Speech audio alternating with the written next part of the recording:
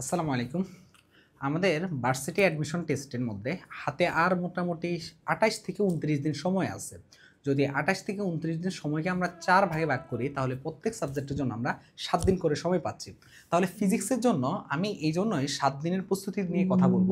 এটা একটানা ৭ দিন না, এটা হলো যে তোমার হলো যে ওভারঅল এই ২৮ দিনকে যদি ৪ ভাগ করো তাহলে প্রত্যেক সপ্তাহে মানে প্রত্যেক ২৮ দিনের মধ্যে তুমি ৭ দিন করে প্রত্যেকটা সাবজেক্টের পিছনে সময় পাবা।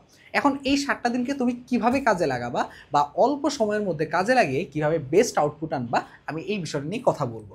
প্রথম কথা হলো যে দেখো, অ্যাডমিশন টেস্টে যখন তুমি এই ৭ দিন সময় আছে, ৭ দিনের মধ্যে অল্প সময়ে তাহলে তোমাকে কি করতে হবে, এতগুলা চ্যাপ্টার আমরা যদি বলি ফার্স্ট পেপারে ৭টা আছে, সেকেন্ড পেপারে প্রায় 7টা চ্যাপ্টার আছে, মোট 14টা চ্যাপ্টার আমাকে কমপ্লিট করা লাগবে। তো অ্যাডমিশনে তো আমরা তো আসলে চ্যাপ্টার বাদ দেওয়ার চাইতে আমরা টপিক বাদ দিতে পারি। তাহলে আমাদের কি করতে হবে, টপিকগুলো সিলেক্ট মানে একদম পুরো সিলেকশন করা টপিকগুলো নিয়ে বেশি বেশি কাজ করতে হবে, যেগুলো থেকে ম্যাক্সিমাম টাইমে আমাদের কোশ্চেন আসে। তাহলে কি কি হতে পারে, ধরো আমি জাস্ট একটা এক্সাম্পল দেই। ধরো আমাদের মধ্যে তোমার হলো যে ফার্স্ট পেপারের ক্ষেত্রে তুমি হলো যে ভেক্টর নিয়ে কাজ করবা।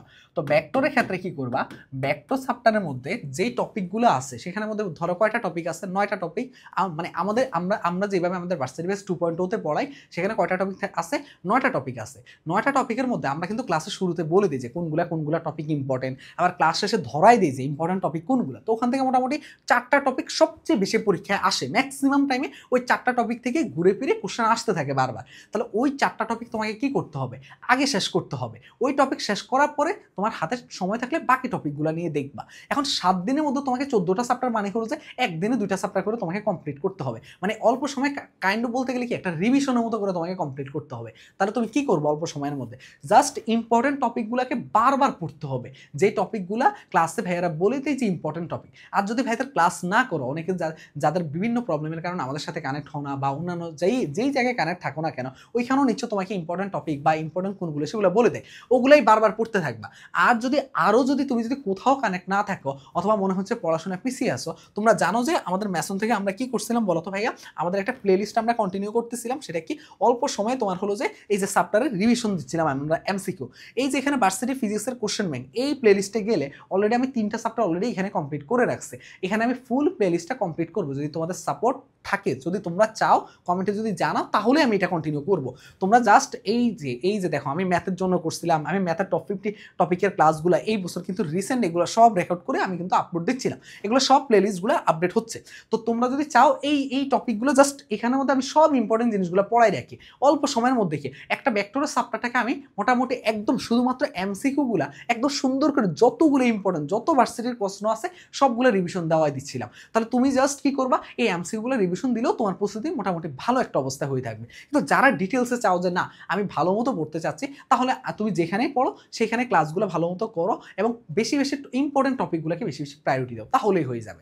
আরেকটা জিনিস হলো কি, মানে সবচেয়ে যে জিনিসটা প্রয়োজন যে সেটা হলো ফিজিক্সের ক্ষেত্রে তোমাকে কি করতে হবে, সূত্রগুলো ভালো মতো আয়ত্ত নিয়ে আসে বারবার প্র্যাকটিস করতে হবে। মানে যত বেশি প্র্যাকটিস করবা তত বেশি লাভ হবে। এখন প্র্যাকটিস করার জন্য কি করবা, দেখো ইম্পর্টেন্ট টপিকগুলো তো আগেই পড়ছো, লেস ইম্পর্টেন্ট টপিকগুলো তুমি কোশ্চেন ব্যাংকটাকে বেশি বেশি কি করতে থাকো বলো তো ভাইয়া, প্র্যাকটিসের মধ্যে রাখো। ভার্সিটি প্রশ্ন ব্যাংক যেটা মাস্টার বুক আছে ওইটা বারবার শেষ করতে থাকো। তারপর হলো যে অন্যান্য বিশ্ববিদ্যালয়ে যা প্রশ্ন ব্যাংক আছে সেগুলো চাইলে তুমি পড়তে পারো, এটা তোমার ইচ্ছা। বাট ভার্সিটি প্রশ্ন ব্যাংকটা ভালো মতো শেষ করো, মানে লেস ইম্পর্টেন্ট টপিক সব কিছু শেষ করো, বাট ইম্পর্টেন্ট টপিকগুলোকে বেশি প্রায়োরিটি দাও। আর যদি হাতে সময় না থাকে শুধু ইম্পর্টেন্ট টপিক পড়ো ভাই, আর কিচ্ছু লাগবে না।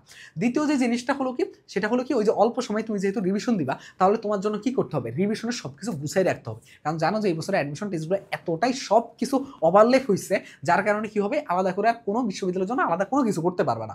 তাহলে কি করতে হবে, এখন থেকে সব কিছু রিভিশন কমপ্লিট করতে হবে। এখন থেকে তুমি যদি রিভিশন কমপ্লিট করতে চাও, তাহলে তোমাকে কি করতে হবে, রিভিশন ম্যাটেরিয়ালসগুলো কি করতে হবে বলো তো ভাইয়া, গুছাই রাখতে হবে। এখন রিভিশন ম্যাটেরিয়ালসগুলো তুমি কিভাবে গুছাবে, একটু সুন্দর করে শুনো। জাস্ট তোমাকে কি করতে হবে বলো তো ভাইয়া, ক্লাসে তোমাদেরকে ভাইয়ারা যা পড়ায় সেগুলোকে সুন্দর করে ইম্পর্টেন্ট জিনিসগুলোকে নোট করে রাখবা, যাতে তুমি মেইন পরীক্ষার আগ মুহূর্তে এগুলো শুধু দেখে যেতে পারো।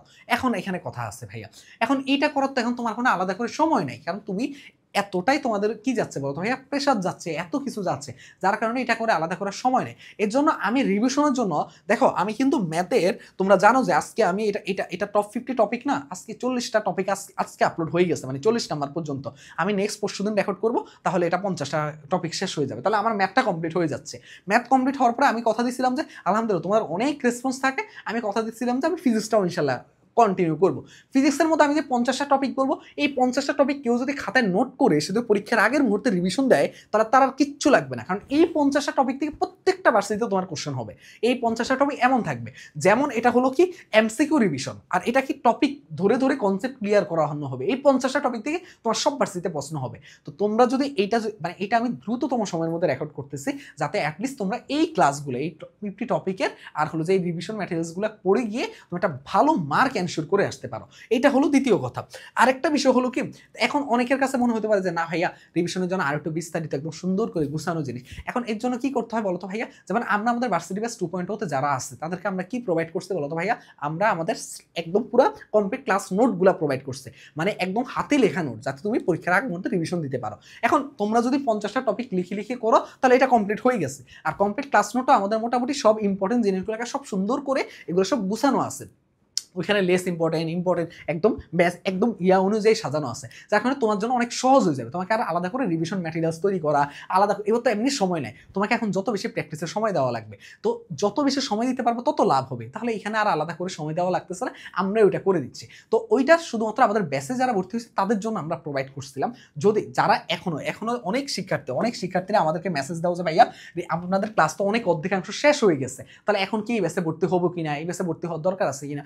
যদি তোমার ঢাকা ইউনিভার্সিটির টার্গেট থাকে, তাহলে অবশ্যই এই সময়ের মধ্যে আগের ক্লাসগুলোকে অবশ্যই রেকর্ড যদি করতে পারো, তোমার যদি সামর্থ্য থাকে যে আমি ডেইলি বেসিসে 2টা করে 3টা করে ক্লাস শেষ করবো, তাহলে তুমি ভর্তি হও। আর যদি সেটা সম্ভব না হয়, তাহলে কোনো দরকার নেই ভাইয়া, তুমি ঢাকা ইউনিভার্সিটি কন্টিনিউ করো। কারণ মেডিকেলের পরবর্তী আমাদের নতুন একটা ব্যাচ আসবে, ওইটাতে আলহামদুলিল্লাহ ওইটার জন্য আমাদের সামনে সকল কার্যক্রম, ওইটার জন্য তুমি চাইলে কন্টিনিউ করতে পারো। বাট যারা এই ব্যাচটাতে তাও চাচ্ছ যে না যুক্ত হতে চাও, তাহলে তোমরা জাস্ট একটা কাজ করবা, 01314770610 এই হোয়াটসঅ্যাপ নাম্বারে জাস্ট মেসেজ দিলে বাকি বিস্তারিত তোমাকে এখান থেকে সবকিছু বলে দিবে, ঠিক আছে?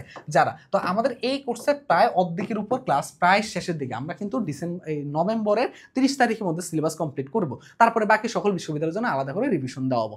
তো মেইন এইটা তোমরা যারা আগ্রহী তারা শুধু এখানে মেসেজ দিয়ে বাকি বিস্তারিত জেনে নিতে পারবা। মেইন কথা হলো যে আমরা ফিজিক্সের জন্য চাইতেছি, তাহলে আমরা কি করব, শুধুমাত্র এখন ইম্পর্টেন্ট টপিকগুলোকে ভালো মতো প্রায়োরিটি দিয়ে কি করব, কনসেপ্টগুলো ক্লিয়ার করে বেশি কোশ্চেন সলভ করব।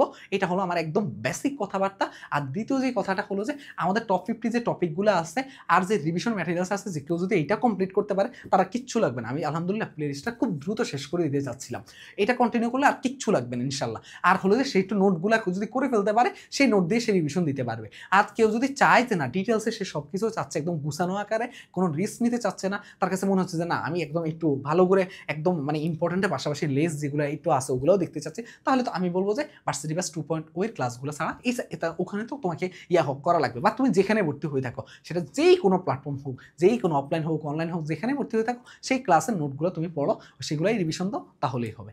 এই ছিল আজকের। আর এর বিষয়ে আমি কথা বাড়াবো না, খুবই ছোট্ট একটা ভিডিও। আর সাবস্ক্রাইব করতে ভুলবা না। আর হলে যারা কি টাইপ ভিডিও চাও অবশ্যই কমেন্টে জানাবা। আল্লাহ হাফিজ, আসসালামু আলাইকুম।